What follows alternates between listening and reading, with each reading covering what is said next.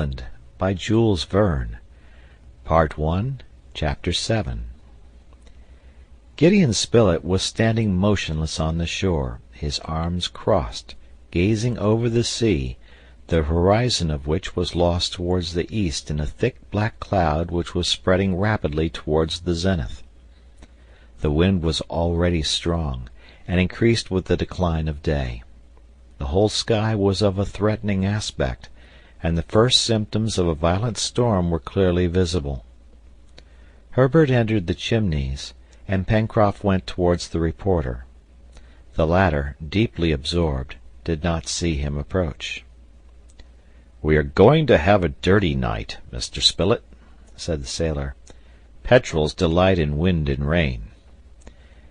The reporter, turning at the moment, saw Pencroft, and his first words were, "At what distance from the coast would you say the car was when the waves carried off our companion?" The sailor had not expected this question. He reflected an instant and replied, "2 cables' lengths at the most." "But what is a cable's length?" asked Gideon Spilett. "About 120 fathoms, or 600 feet." "Then," said the reporter, "Cyrus Harding must have disappeared 1,200 feet at the most from the shore?" "About that," replied Pencroft. "And his dog also?" "Also."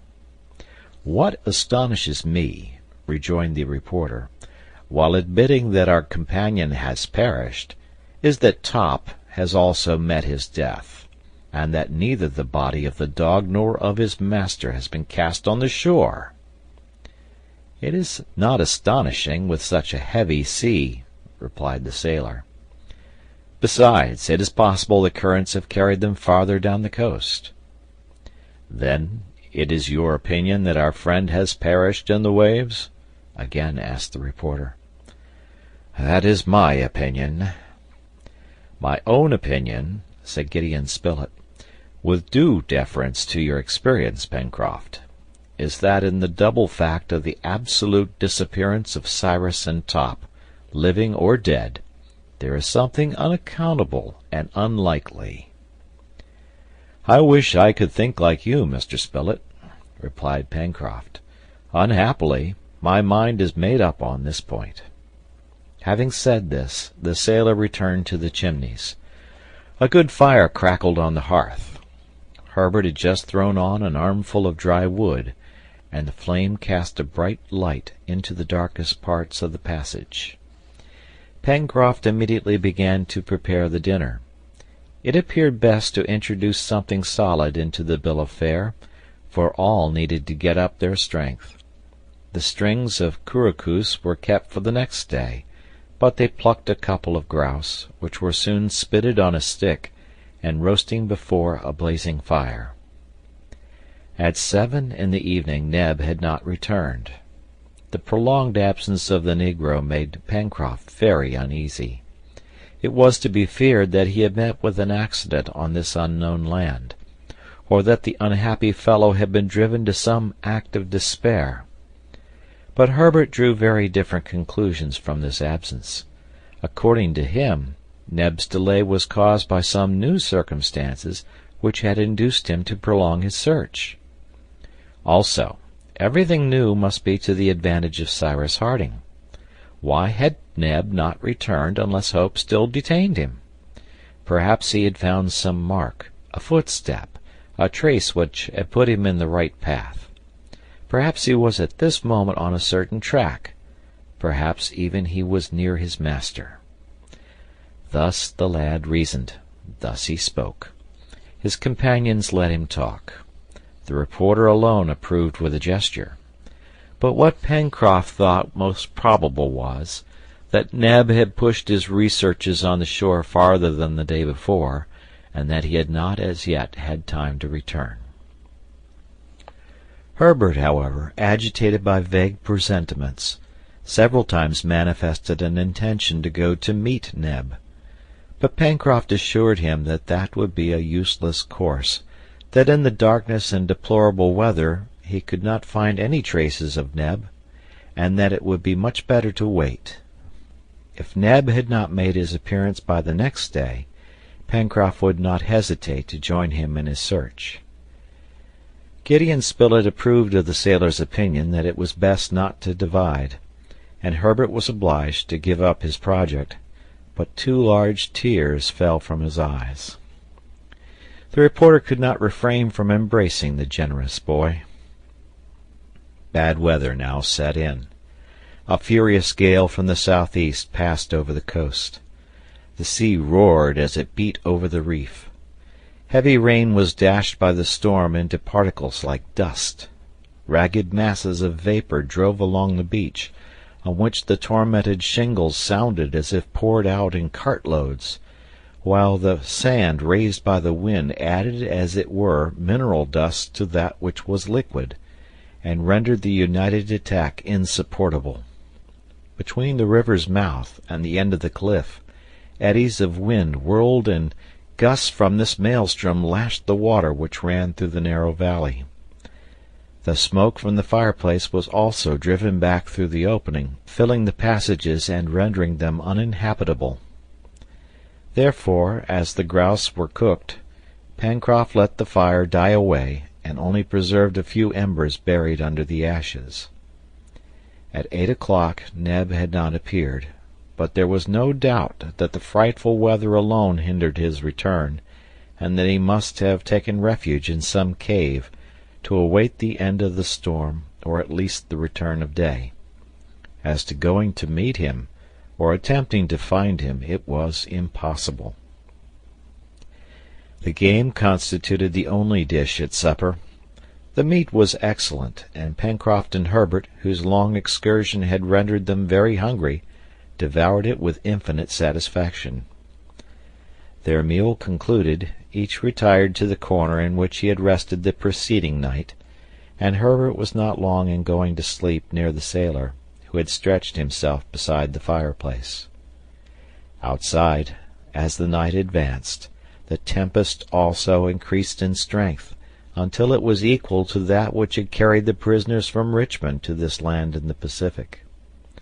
The tempests which are frequent during the seasons of the equinox, and which are so prolific in catastrophes, are above all terrible over this immense ocean, which opposes no obstacle to their fury.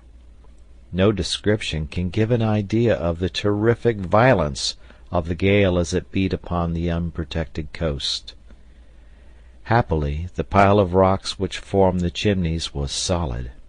It was composed of enormous blocks of granite, a few of which, insecurely balanced, seemed to tremble on their foundations, and Pencroft could feel rapid quiverings under his head as it rested on the rock. But he repeated to himself, and rightly, that there was nothing to fear, and that their retreat would not give way. However, he heard the noise of stones torn from the summit of the plateau by the wind, falling down onto the beach. A few even rolled on to the upper part of the Chimneys, or flew off in fragments when they were projected perpendicularly. Twice the sailor rose and entrenched himself at the opening of the passage, so as to take a look in safety at the outside. But there was nothing to be feared from these showers, which were not considerable, and he returned to his couch before the fireplace, where the embers glowed beneath the ashes.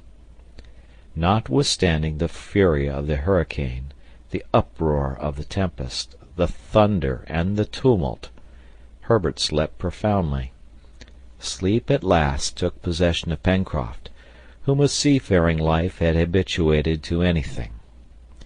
Gideon Spilett alone was kept awake by anxiety. He reproached himself with not having accompanied Ned. It was evident that he had not abandoned all hope. The presentiments which had troubled Herbert did not cease to agitate him also. His thoughts were concentrated on Neb. Why had Neb not returned? He tossed about on his sandy couch, scarcely giving a thought to the struggle of the elements. Now and then his eyes, heavy with fatigue, closed for an instant, but some sudden thought reopened them almost immediately. Meanwhile the night advanced, and it was perhaps 2 hours from morning when Pencroft, then sound asleep, was vigorously shaken. "What's the matter?" he cried, rousing himself, and collecting his ideas with the promptitude usual to seamen. The reporter was leaning over him and saying, "Listen, Pencroft, listen." The sailor strained his ears, but could hear no noise beyond those caused by the storm. "It is the wind," said he. "No," replied Gideon Spilett, listening again. "I thought I heard—" "What?" "The barking of a dog." "A dog!" cried Pencroft, springing up. "Yes, barking." "It's not possible," replied the sailor. "And besides, how, in the roaring of the storm—" "Stop! Listen," said the reporter. Pencroft listened more attentively, and really thought he heard, during a lull, distant barking. "Well," said the reporter, pressing the sailor's hand. "Yes," replied Pencroft. "It is Top! It is Top!" cried Herbert, who had just awoke, and all three rushed towards the opening of the chimneys. They had great difficulty in getting out. The wind drove them back, but at last they succeeded, and could only remain standing by leaning against the rocks. They looked about, but could not speak. The darkness was intense. The sea, the sky, the land were all mingled in one black mass. Not a speck of light was visible. The reporter and his companions remained thus for a few minutes, overwhelmed by the wind, drenched by the rain, blinded by the sand. Then, in a pause of the tumult, they again heard the barking, which they found must be at some distance. It could only be Top. But was he alone or accompanied? He was most probably alone, for if Ned had been with him, he would have made his way more directly towards the chimneys. The sailor squeezed the reporter's hand, for he could not make himself heard, in a way which signified "wait." Then he re-entered the passage. An instant after he issued with a lighted faggot, which he threw into the darkness, whistling shrilly. It appeared as if this signal had been waited for. The barking immediately came nearer, and soon a dog bounded into the passage. Pencroft, Herbert, and Spilett entered after him. An armful of dry wood was thrown on the embers. The passage was lighted up with a bright flame. "It is Top!" cried Herbert. It was indeed Top, a magnificent Anglo-Norman, who, derived from these two races, crossed, the swiftness of foot and the acuteness of smell, which are the pre-eminent qualities of coursing dogs. It was the dog of the engineer, Cyrus Harding. But he was alone. Neither Neb nor his master accompanied him. How was it that his instinct had guided him straight to the chimneys, which he did not know? It appeared inexplicable, above all, in the midst of this black night, and in such a tempest. But what was still more inexplicable was, that Top was neither tired, nor exhausted, nor even soiled with mud or sand. Herbert had drawn him towards him, and was patting his head, the dog rubbing his neck against the lad's hands. "If the dog is found, the master will be found also," said the reporter. "God grant it," responded Herbert. "Let us set off. Top will guide us." Pencroft did not make any objection. He felt that Top's arrival contradicted his conjectures. "Come along, then," said he. Pencroft carefully covered the embers on the hearth. He placed a few pieces of wood among them, so as to keep in the fire until their return. Then, preceded by the dog, who seemed to invite them by short barks to come with them, and followed by the reporter and the boy, he dashed out, after having put up in his handkerchief the remains of the supper. The storm was then in all its violence, and perhaps at its height. Not a single ray of light from the moon pierced through the clouds. To follow a straight course was difficult. It was best to rely on Top's instinct. They did so. The reporter and Herbert walked behind the dog, and the sailor brought up the rear. It was impossible to exchange a word. The rain was not very heavy, but the wind was terrific. However, one circumstance favored the seaman and his two companions. The wind being southeast constantly blew on their backs. The clouds of sand, which otherwise would have been insupportable, from being received behind, did not in consequence impede their progress. In short, they sometimes went faster than they liked, and had some difficulty in keeping their feet, but hope gave them strength, for it was not at random that they made their way along the shore. They had no doubt that Neb had found his master, and that he had sent them the faithful dog. But was the engineer living, or had Neb only sent for his companions that they might render the last duties to the corpse of the unfortunate Harding? After having passing the precipice, Herbert, the reporter, and Pencroft prudently stepped aside to stop and take breath. The turn of the rocks sheltered them from the wind, and they could breathe after this walk, or rather run, of a quarter of an hour. They could now hear and reply to each other, and the lad, having pronounced the name of Cyrus Harding, Top gave a few short barks, as much as to say that his master was saved. "Saved, isn't he?" repeated Herbert. "Saved, Top?" And the dog barked in reply. They once more set out. The tide began to rise, and urged by the wind it threatened to be unusually high, as it was a spring tide. Great billows thundered against the reef with such violence that they probably passed entirely over the islet, then quite invisible. The mole no longer protected the coast, which was directly exposed to the attacks of the open sea. As soon as the sailor and his companions left the precipice, the wind struck them again with renewed fury. Though bent under the gale, they walked very quickly, following Top, who did not hesitate as to what direction to take. They ascended towards the north, having on their left an interminable extent of billows, which broke with a deafening noise, and on their right a dark country, the aspect of which it was impossible to guess. But they felt that it was comparatively flat, for the wind passed completely over them, without being driven back as it was when it came in contact with the cliff. At 4 o'clock in the morning, they reckoned that they had cleared about 5 miles. The clouds were slightly raised, and the wind, though less damp, was very sharp and cold. Insufficiently protected by their clothing, Pencroft, Herbert, and Spilett suffered cruelly, but not a complaint escaped their lips. They were determined to follow Top wherever the intelligent animal wished to lead them. Towards 5 o'clock day began to break. At the zenith, where the fog was less thick, gray shades bordered the clouds. Under an opaque belt a luminous line clearly traced the horizon. The crests of the billows were tipped with a wild light, and the foam regained its whiteness. At the same time, on the left, the hilly parts of the coast could be seen, though very indistinctly. At 6 o'clock day had broken. The clouds rapidly lifted.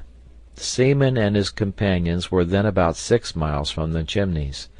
They were following a very flat shore bounded by a reef of rocks, whose heads scarcely emerged from the sea, for they were in deep water.